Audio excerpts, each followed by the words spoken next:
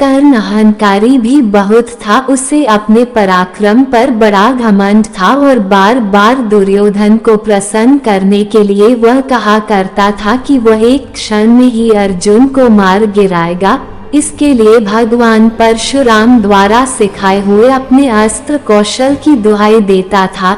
यहाँ तक कि भीष्म पितामह, गुरु द्रोणाचार्य आदि के सामने भी वह अपनी शेखी बघारने से बाज नहीं आता था। एक दिन पितामह से न रहा गया, उन्होंने इसे फटकारते हुए कहा, दुरभिमानी कर्ण, व्यर्थ की बात क्यों किया करता है। खांडव दाह के समय श्री कृष्ण और अर्जुन ने जो वीरता प्रकट की थी, उसको याद करके तुझे लज्जित होना चाहिए। क्या तू श्री कृष्ण को साधारण व्यक्ति समझता है?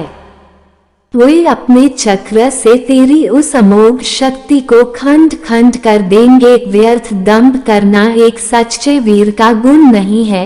पितामह की यह बात सुनकर कर्ण क्रुद्ध हो उठा और उसने झल्लाकर अपने शस्त्र फेंक दिए और कहा, पितामह ने सभी के सामने मुझे लज्जित किया है, अब तो इनकी मृत्यु हो जाने पर ही मैं अपना पराक्रम दिखाऊंगा। इसी दुराग्रह के कारण जब तक भीष्म पितामह जीवित रहकर युद्ध करते रहे, कर्ण ने युद्ध में हाथ नहीं बटाया।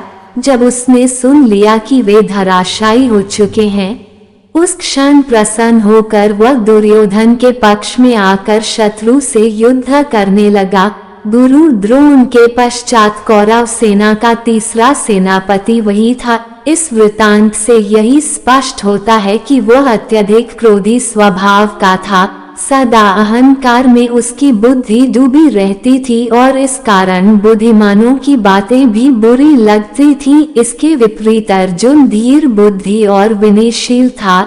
इस सब के होते हुए भी कर्ण अपनी बात का धनी था। जो कुछ भी वचन वह दे देता था, उससे हटना तो वह जानता ही नहीं था। श्री कृष्ण ने उसे यह बता दिया था कि वह कुंती का ज्येष्ठ पुत्र है और साथ में उन्होंने उससे पांडवों की ओर मिल जाने का आग्रह भी किया था।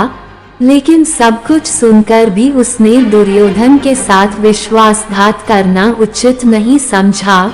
श्री कृष्ण ने कहा था, कर्ण, भाइयों के विरुद्ध लड़कर उनको मारने की कामना करना पाप है, इसलिए तुम कौरवों का साथ छोड़कर पांडवों का पक्ष ले लो। युधिष्ठिर तुम्हें अपना अग्रज मानकर अपना जीता हुआ साम्राज्य तुम्हें ही दे देंगे। कृष्ण की यह प्रलोभन भरी बातें सुनकर भी कर्ण अपने वचन पर दृढ़ रहा और कहने लगा, श्री कृष्ण, दुर्योधन के साथ विश्वासघात करना सबसे बड़ा पाप है। यदि मैं उसकी मित्रता को तोड़कर पांडवों की ओर मिल जाऊंगा, तो सब यही कहेंगे कि कर्ण अर्जुन से डरकर उनकी ओर मिल गया है। फिर मैं ऐसा क्या करूं? मेरी माँ ने तो मुझे मारने का सारा प्रबंध कर दिया था। सूत ने ही मुझे उठाया और पाला, इसलिए वे ही मेरे पिता तुल्य हैं। सूतों के साथ मैं कई यज्ञ भी कर चुका हूँ और मेरा विवाह संबंध भी सूतों के परिवार में ही हुआ है। फिर मेरा पांडवों से क्या संबंध रहा? धृतराष्ट्र के घराने में ही दुर्योधन के आश्रित मैं रहा हूँ और 13 वर्ष तक मैंने उन्हीं का दिया हुआ राज्य किया है। फिर कैसे उनके साथ विश्वासघात कर दूं? दुर्योधन को मेरे ऊपर पूरा विश्वास है। मेरे कहने से ही तो उसने इस युद्ध को मोल लिया है और अर्जुन के प्रतिद्वंद्वी के रूप में दुर्योधन की आशाएं मेरे ऊपर ही तो लगी हुई हैं। इस परिस्थिति में अपने आश्रयदाता और मित्र दुर्योधन को छोड़कर मैं कभी पांडव पक्ष में नहीं मिल सकता। फिर यदि एक बार मैं मिल भी गया तो युधिष्ठिर जो राज्य मुझे देगा उसे अपने वचन के अनुसार मुझे दुर्योधन को देना होगा। इससे तो पांडवों का सारा प्रयत्न ही निष्फल चला जाएगा। ये सभी कुछ सोच विचार कर मैं निश्चय पूर्वक कहता हूँ कि मैं मित्र दुर्योधन का साथ छोड़कर और किसी पक्ष में नहीं मिल सकता। लेकिन हाँ, यह वचन अवश्य देता हूँ कि युद्ध में मेरा प्रतिद्वंद्वी केवल अर्जुन ही है, उसके सिवा किसी पांडव का वध मैं नहीं करूँगा। कर्ण का ये कथन उसके चरित्र की महानता पर प्रकाश डालता है। बात का कितना पक्का था। वह दानवीर दुर्योधन चाहे अधर्मी था, लेकिन उसका तो आश्रयदाता था, फिर वह उसके साथ छल कपट कैसे कर सकता था। अंत तक उसने दुर्योधन का साथ दिया और अपने आप को एक सच्चा मित्र प्रमाणित कर दिया।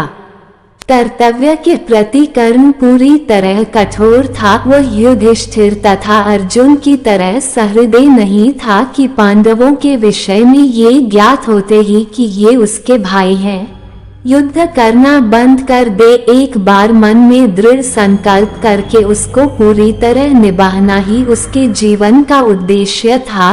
दुर्योधन की सहायता करना उसका कर्तव्य था।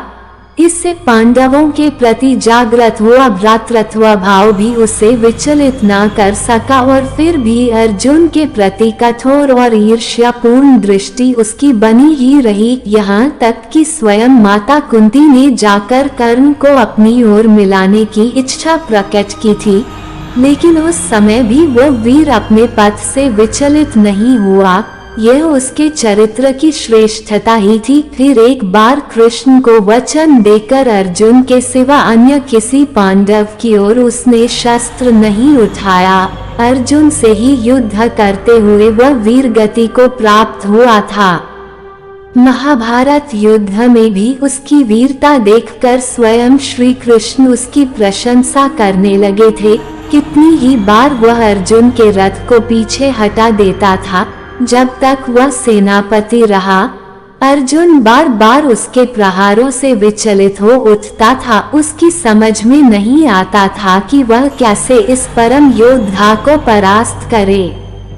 अंत में पूरी तरह निराश होकर उसने कृष्ण की ओर देखा। कर्ण के रथ का पहिया जमीन में धंस गया था। वह उसे निकालने का प्रयत्न कर रहा था।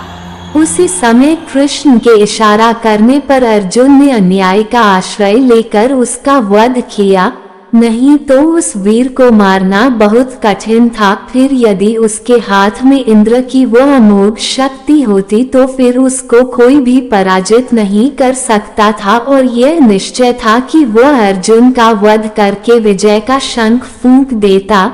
लेकिन विधाता की यही गति थी। अमोघ शक्ति को वह पहले ही घटोत्कच पर चला चुका था।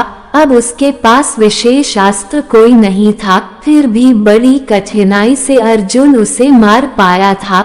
महाभारत में जहाँ भी उसके पराक्रम का वर्णन आया है, वहाँ अर्जुन के बराबर ही उसको पराक्रमी माना गया है और था भी वह इतना ही पराक्रमी। कर्ण के पराक्रम में धब्बा लगाने वाली एक बात यह है कि वो कपटी भी था। वो सदा सत्य और न्याय का ही आश्रय नहीं लेता था। उसने अल्पवयस्क राजकुमार अभिमन्यु का चक्रव्यूह के भीतर औरों के साथ मिलकर वध किया था। उसी ने उसके धनुष को काट गिराया था और फिर उस निहत्थे बालक पर 6 महारथियों ने मिलकर आक्रमण किया था, जिनमें से एक वह भी था। निहत्थे बालक की हत्या करने का अपराध सदा उसके चरित्र के साथ लगा रहेगा। इसीलिए इतना पराक्रमी होने पर भी कर्ण अर्जुन की तरह महापुरुष की कोटि में नहीं आ सकता। उसका हृदय कलुषित था। इस तरह कर्ण के चरित्र पर दृष्टिपात करने से मालूम होता है कि वह किसी दृष्टि से महान था और अपने किन्हीं व्यवहारों के कारण पतित भी था। उसकी महानता उसके दानवीर होने में है, उसके दृढ़ संकल्प होने में है, उसके अपने मित्र और आश्रयदाता के विश्वास पात्र होने में है। लेकिन छल और कपटपूर्ण व्यवहार, व्यर्थ का दंभ और क्रोध उसके चरित्र की गरिमा को कम करते हैं। वो इतना पराक्रमी था कि उसके मरते ही दुर्योधन का सारा धैर्य टूट गया था और अब उसे अपनी पराजय की आशंका निश्चित लगने लगी थी। और वही हुआ भी। कर्ण की मृत्यु के पश्चात कौरवसेना का विनाश हो गया। स्वयं दुर्योधन भी भीम के द्वारा मार डाला गया। युद्ध में पांडवों को विजय प्राप्त हुई।